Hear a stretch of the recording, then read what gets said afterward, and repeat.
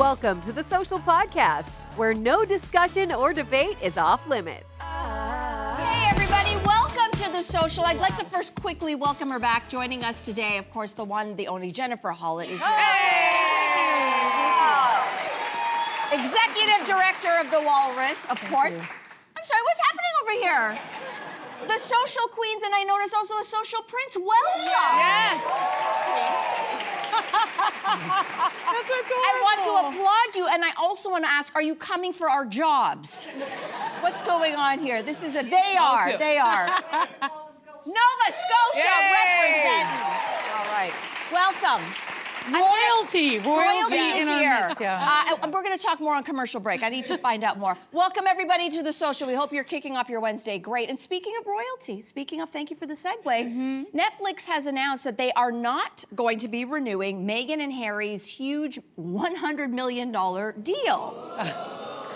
Yes, although more TV projects from the couple are coming, you can't help but wonder about their ability to succeed in entertainment, since leaving the royal family. So the streamer announced last week that With Love, Meghan, that show brought in only 5.3 million views since its debut. Now that sounds like a lot, but it actually ranks it at 383rd in their viewing. Ooh. Yes. So way low. So what does this say about interest in Harry and Meghan right now, and what's changed? Yeah, first of all, can I just address how messy you guys are? You're like, But I think this is a simple case of what goes up must come down. For the last 8 years, this couple has been on a publicity blitz. It started off with the rumors that they were dating, I think, back in 2016. Then there was the engagement in 2017. The following year, they got married. Then the following year after that, Archie came. And then the bombshell in 2020 that they were stepping away from their senior responsibilities of the royal family. And then that left the question, like, what are they going to do next? So we were still interested, right? And then it was like, then there was Harry's book. Meghan had some jam. And we were all just kind of chomping at the bit. She had a strawberry jam, right? Yeah. And we were all chomping at the bit to figure out, like, what's their next move? Where are they gonna live? They moved to the United States. How are they gonna take care of themselves? And I feel like, much like watching a person who becomes really famous off a reality show, there's that moment afterwards where everybody's interested, and then it kind of, the 15 minutes kind of dies down. I feel like this signifies the end of their 15 minutes where everybody's like, okay, we've seen enough. We had the jam, we saw the show, we read the book, and now we're just kind of moving on to something else. So in defense of this audience, the dating started here in Toronto. Oh, yes, because she was here to shooting So we Suits. are invested. Yeah, we are. True. Yeah. And actually, I think the public wants the mess. It's like reality TV. When we look to the royals, we want to know, hey, they don't have it all. They're just like us. They're a little messy. Actually, maybe they're worse off than us. Yeah. So I think Netflix viewers, they want The Crown.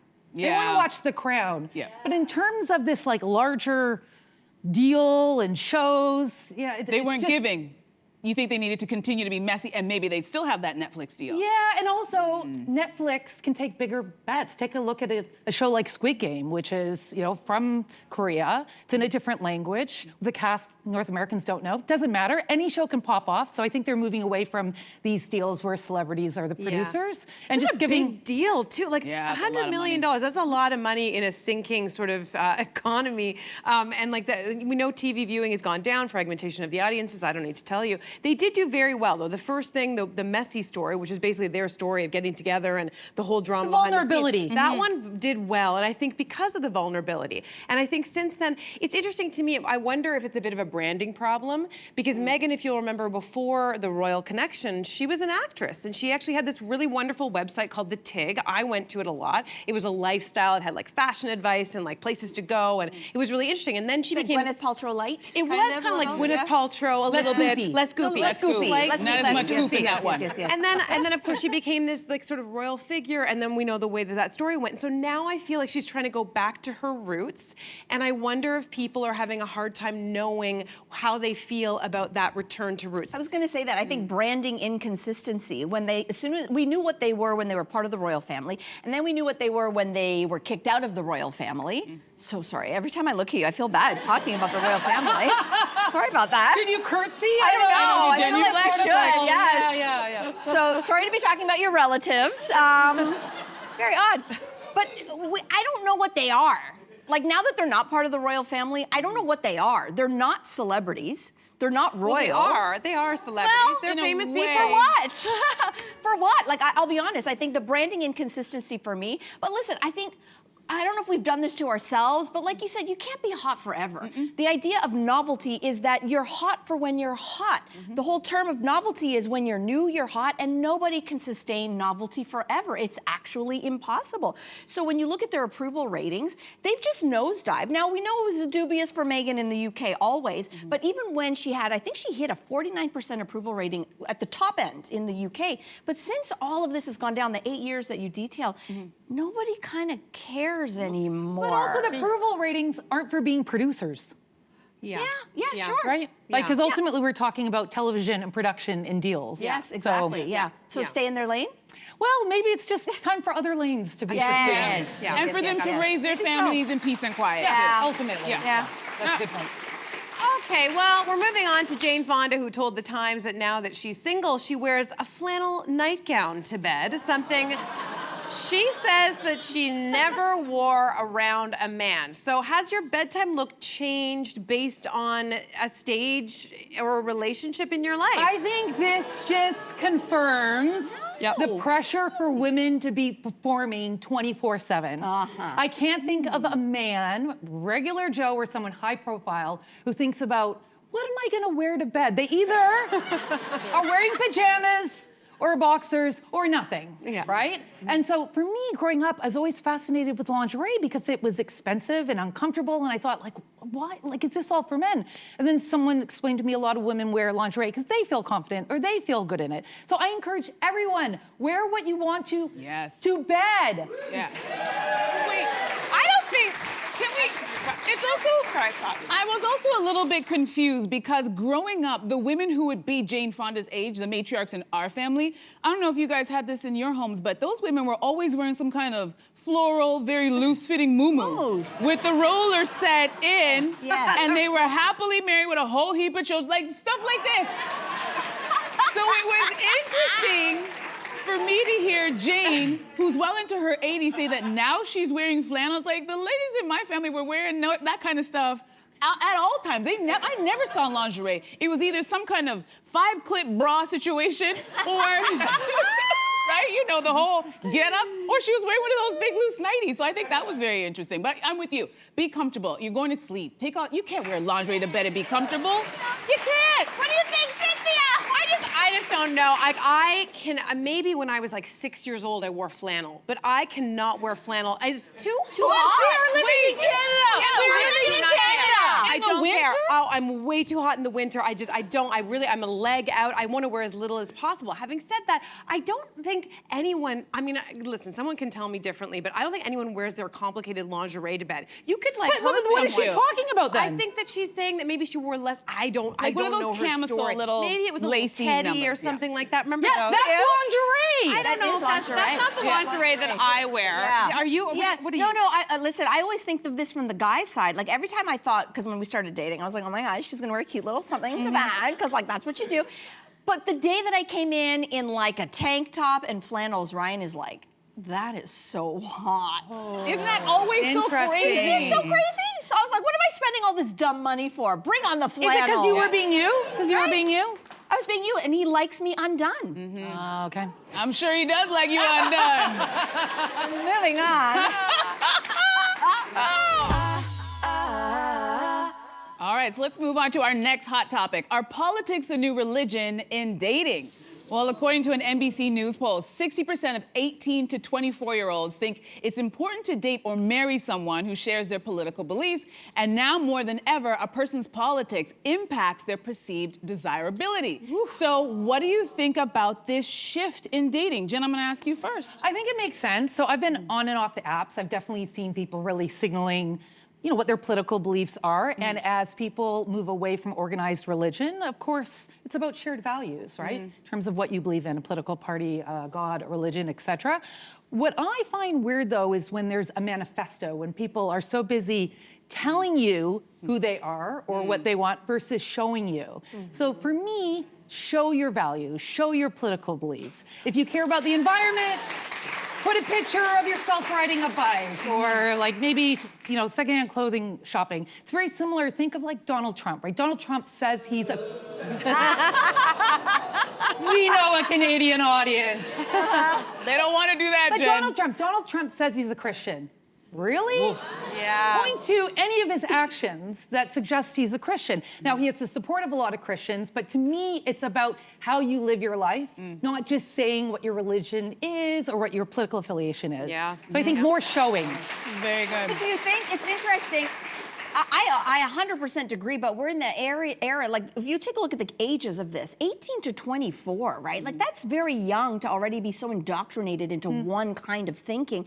And I sadly would say I would not have met my husband if we were dating today, because we sit in different parts of the spectrum on some issues, not all, and certainly provincially it's different than how we feel federally, et cetera. And I just think what a sad state of affairs that it is that I would not have met the love of my life if my dating app today said I only date one political way and not the other political way. So something has happened where very young people are getting very extreme, and I'm very worried about that. And that is the polarization, right? So more and more in Canada and the US, around the world, people are being pushed to one belief or the other. Usually it's the right or the left. Then in COVID, those groups came full circle and shook hands on certain things. Yeah. So I think we are missing the opportunity to not only get to know people with different perspectives, but also to change, because I hope we all change in our relationships. So Especially at that age range, like the age range of the top 60% of, I think you said 18 to 24. That was surprising to me. I could sort of understand later in life, you're just like, I don't have the time. I don't want to wait and find out. I want to know front door, like, who are you?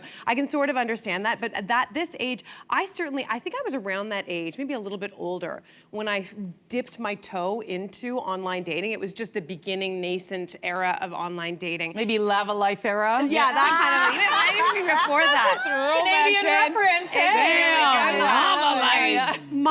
My dating profile said something, this was my tagline, I remember it still to this day. It was looking for someone with a great sense of style and an even better sense of self. And it was short and to the point. Thank you. I like that. Yeah. And I just thought, like, I knew what I was looking for. I just wanted someone who I found attractive. They had to have a good sense of humor and a good, be smart. And those usually go hand in hand for me. And I thought, I'm not going to weed out, I wouldn't get into the weeds. I will know by a few interactions kind of who they are, what their political beliefs are. But now with this idea, it's like you're actually saying so much detail in that. And would you do that?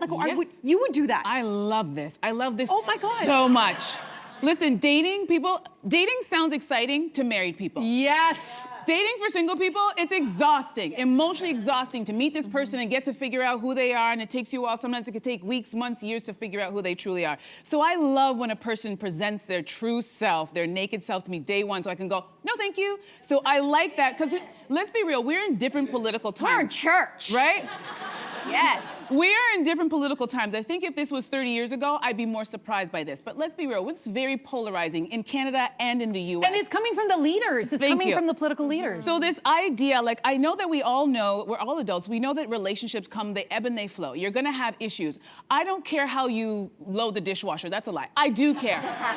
But I'm willing, that's not the thing that I'm gonna die on, because I don't really, right? I don't care. Yeah. But your political beliefs in this day and age really, really, really matter to me. Nuanced conversations. That's right? fair. And I'll tell you, as I understand everybody's gonna feel differently, but as a woman, as a child of immigrants, I have very strong feelings. And we watched during this pandemic, we saw family members kind of pull themselves apart over a vaccine, right? So it's very important, and those are people that you're blood related to. So in a romantic relationship where perhaps you're gonna get married and you're thinking about raising your children, I think it is important to be aligned on big things like politics. For me would be a big thing. So let me know right out the gate who you are, so I can be like, you know what? I have a great person for you, but it's not me. All right, fair.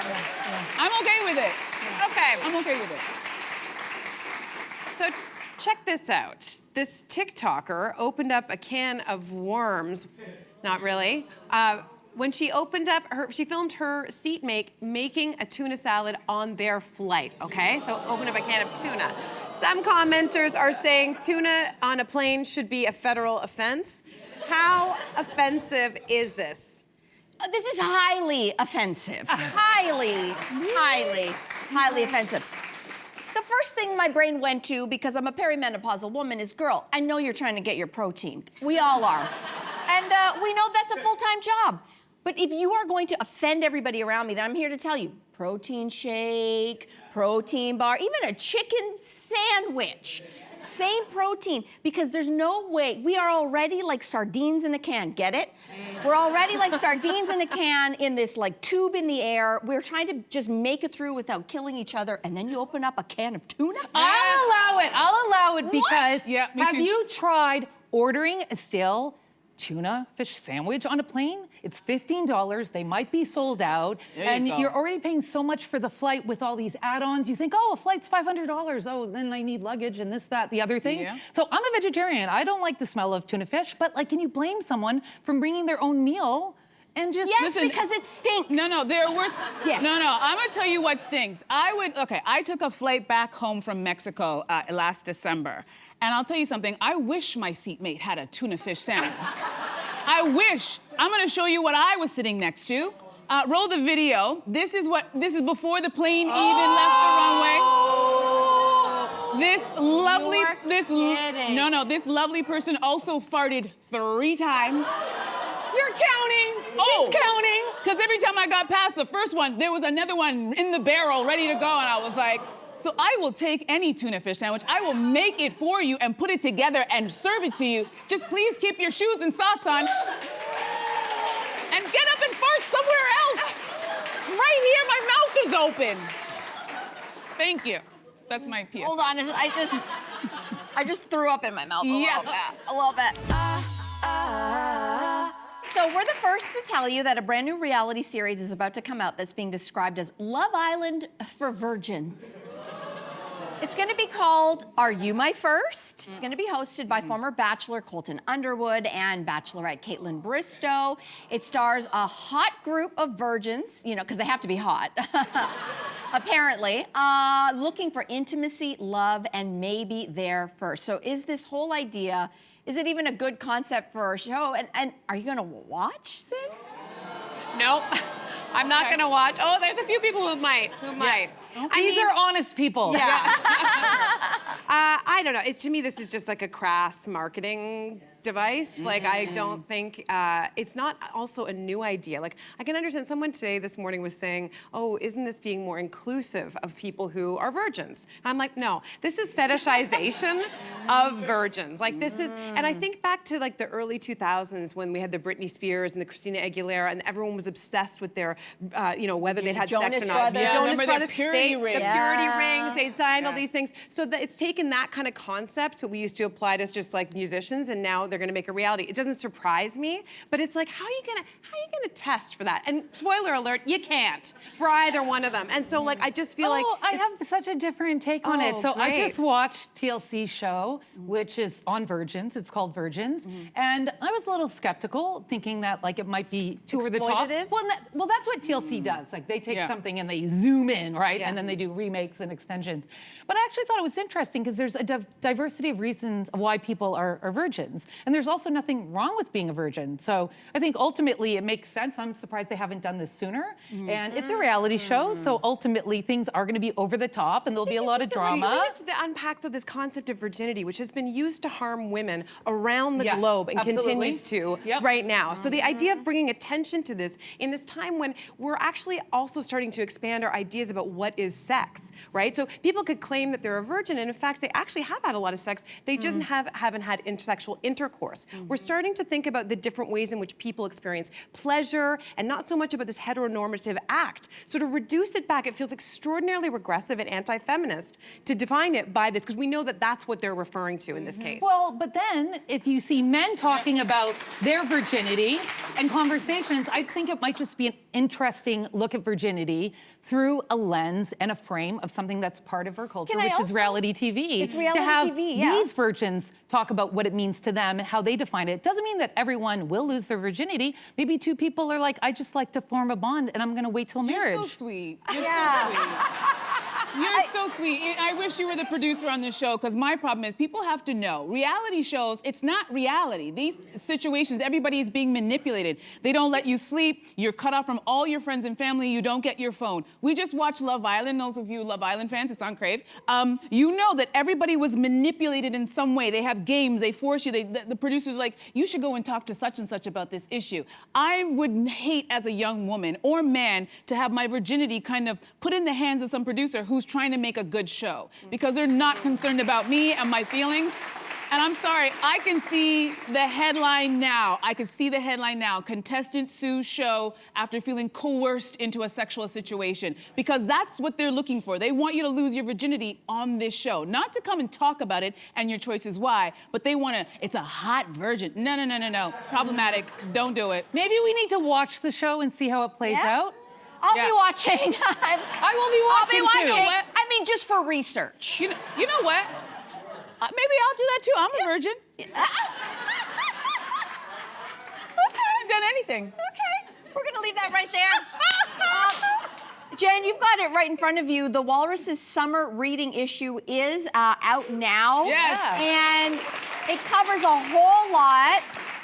Can you give us a little sneak peek into this edition? Yeah, so we are known for our journalism and nonfiction writing, but every summer we produce this issue, and that's where you can also find poetry and fiction by writers across Canada. So pick it up, or you can find it online. It's free, and it's just a great way to escape into some readings in the summer. I mean, I think everyone likes a good book, a good read, just to take a break from the world From around reality us. shows? Yeah. Can I have your copy? Yes, I'm taking your absolutely. copy. Jen, thank you so much for coming by. A pleasure. Great to see you. And the summer reading issue, as Jen said, it is out now. Head to thewalrus.ca to read and to subscribe as well. Support Canadian journalism. Yes. Subscribe to The Social Podcast so you don't miss a fiery debate. Until next time, socialites.